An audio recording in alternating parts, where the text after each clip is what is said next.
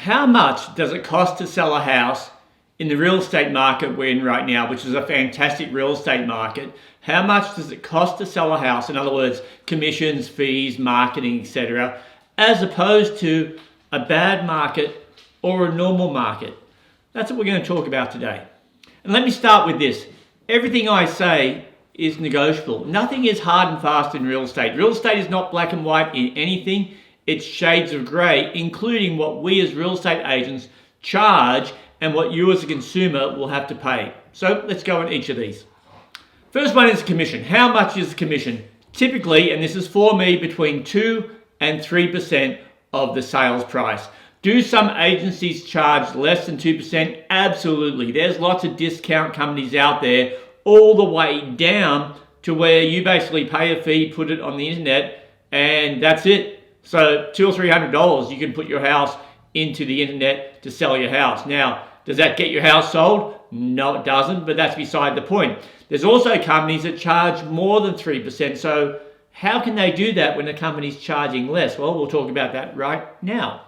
So when we talk commissions, we're going to talk value over cost. The cost tends to be at the front end, the value tends to be at the back end. In other words, you can find out someone that will charge you less, but are they better? Will they get you more money for the property? Will they create a process that's less stressful for you? And that's kind of the difference between what something costs and the value of something. And the next thing that normally ties in with this is real estate commissions, even at 2%, that sounds like a lot of money. And you're absolutely right. It is a lot of money, but here's the catch.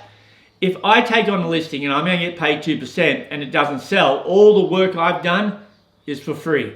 You as the consumer, you as the seller, you don't get charged a cent.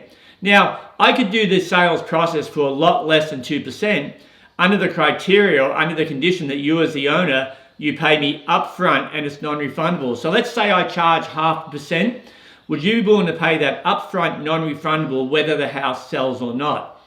Now, most times when I put that to a client, in fact, every time the client says, well, hang on a second, no, I don't want to do that because then if it doesn't sell, I paid that money and you as the agent have no incentive to sell it because you got paid up front. And that's exactly the point. The only reason we get paid what we get paid is based on a result of getting your house sold. And typically in real estate, the value of a real estate agent is in what you can't see. It's what they do behind the scenes. Kind of the same as a car. You can have two cars, a Hyundai and a Porsche. On the surface, they look pretty similar. One might look a bit nicer than the other, but otherwise they've got 4 wheels and a steering wheel and they get you from A to B within the speed limit easily. So the difference isn't in what you can see, it's underneath that first layer. And specifically to cars, it's the way the car feels, the way it drives, the way it handles, the way it holds up for 5, 10, 20 years, as opposed to something cheaper. Well, real estate value is the same. Typically at the start, at the front end of the process, you don't see the value because you haven't engaged the real estate agent. Once you engage a good agent, you'll really start to see the value. So that being said, if you've hired an agent at a lower fee and you realize pretty quickly they're no good, cancel it. Get out of that listing agreement. Don't reward that agent by staying in that agreement, having it sell, and then giving that agent the commission even though they did a crappy job. Cancel it. Get out of it. It happens way too often that owners, sellers, you stay in that transaction because it's too much effort to just fire that agent. No, it's not. Do it. Next one comes up, and these are all questions that have come up for me over the decades. Been doing this now for 35 years roughly. If the house sells quickly, will you take less commission? The simple answer is no, I won't. You've paid me the commission to do my job efficiently, effectively, and get you the price that's agreeable to you, if not more in this market. So penalizing me for getting my job done quickly makes no sense.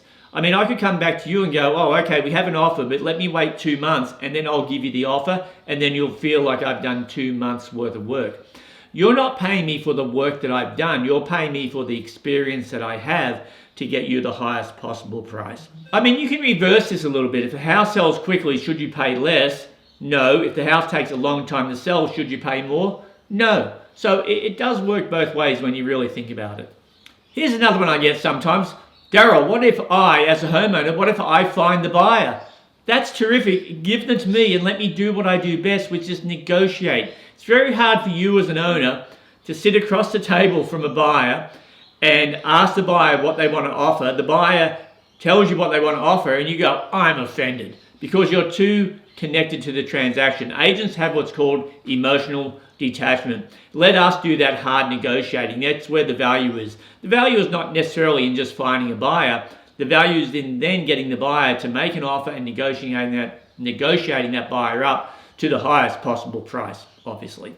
Here's another one I get sometimes. Daryl, if the house sells for less than what you thought, will you get less on your commission? Will you charge less? The answer is I automatically get less if the house sells for less.